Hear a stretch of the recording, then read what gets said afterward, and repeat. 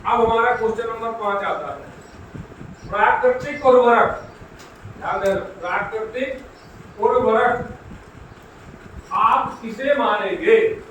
नीम की पत्ती, मिट्टी, मछली या गोबर? नीम की पत्ती जो है प्राकृतिक उर्वरक के रूप में सबसे श्रेष्ठ, सबसे अच्छी मानी गई है, ठीक है ना। गोबर खाद है, ध्यान रखना, गोबर क्या है? खाद का काम करती है। गोबर को आप अगर डाल देते हैं, ढेर बना देते हैं, सड़ जाता है, वो खाद के काम आती है। उर्वरक के लिए सबसे अच्छी रूप मानी जाती है नीम की पत्ती। ध्यान रखना, नहीं तो आप क्या करोगे, उर्वरक को खाद से मत जोड़ देना और गोबर में निशान लगा दो।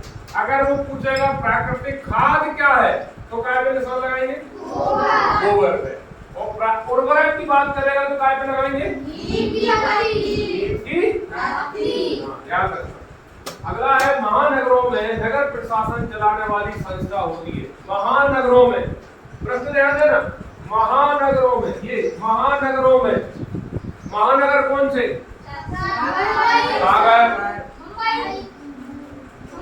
मुंबई, भोपाल, हाँ ये इसमें लिखा है महानगर, बड़े नगर जो होते हैं, ठीक है ना, जिनकी आबादी 3 लाख से ज्यादा हो, वो महानगर की श्रेणी में आते हैं।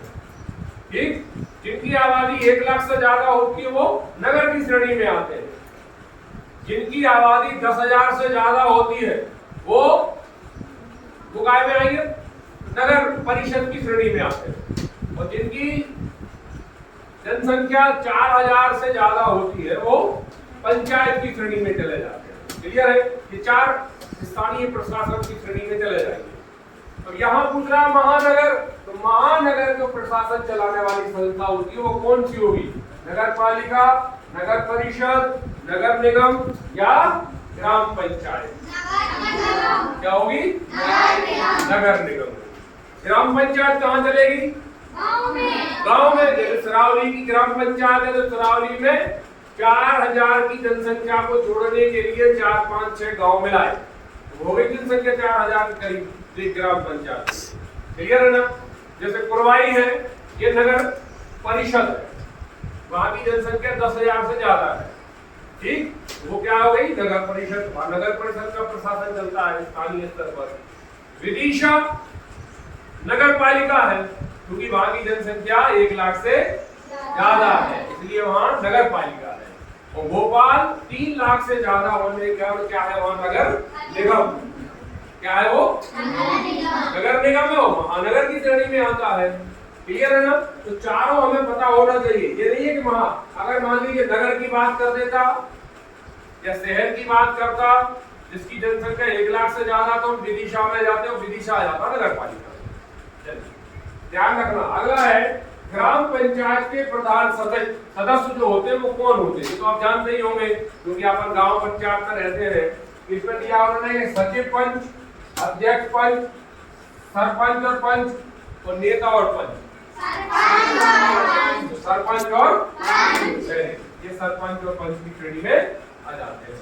ठीक, चलिए अगला है, वोट डालने के लिए, ये भी आपको पता होगा, वोट डालने के लिए कितनी उम्र होना चाहिए?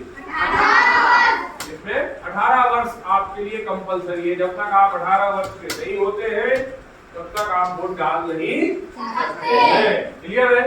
तो ये 1 जनवरी 2025 में जितने लोग 18 वर्ष के हो जाएंगे उन सबका वोटर आईडी बन जाएगा। इसके लिए शासन एक अधिसूचना जारी करता है कि कितने तारीख से जिनकी भी उम्र 18 वर्ष होने वाली है वो वोटर आईडी के लिए अप्लाई कर सकते हैं। उसका एक फॉर्म भरा जाता है, उसके दस्तावेज लगते हैं और सब कुछ अगर आपके सही होते हैं तो आपका एक वोटर आईडी बनकर निर्वाचन के माध्यम से, निर्वाचन एक कार्यालय होता है वहां से बनकर आप तक पहुंच जाता है। ठीक, चलिए वेरी गुड, ये भी हो गया 18। लास्ट क्वेश्चन है, क्वेश्चन नंबर 9। किसान अपनी जरूरतों पर या जरूरत होने पर फसल बेचते हैं। कहाँ बेचते हैं? देश में, बाजार में, गाँव में या अन्य किसानों को? बाजारों में बेचने की जरूरत, जहाँ जैसी जरूरत पड़ी तुरंत। आपने देखा होगा अपने जब हाट भरता है गुरुवार के दिन, कुछ लोग सिर पे रख के पूरी रख के ले जाते, जरा ले जाते 10 किलो ले जाते, कोई चना ले जाता है, कोई गेहूं ले जाता है, तो ये ना, तो तुरंत क्या करते हैं, बाजार में बेच देते, पैसे आते और अपना बाजार से सामान खरीद के ले आते। तो जरूरत पड़ने पर सबसे ज्यादा जो किसान है अपनी फसल को कहाँ बेचता है, बाजार को। ठीक है ना।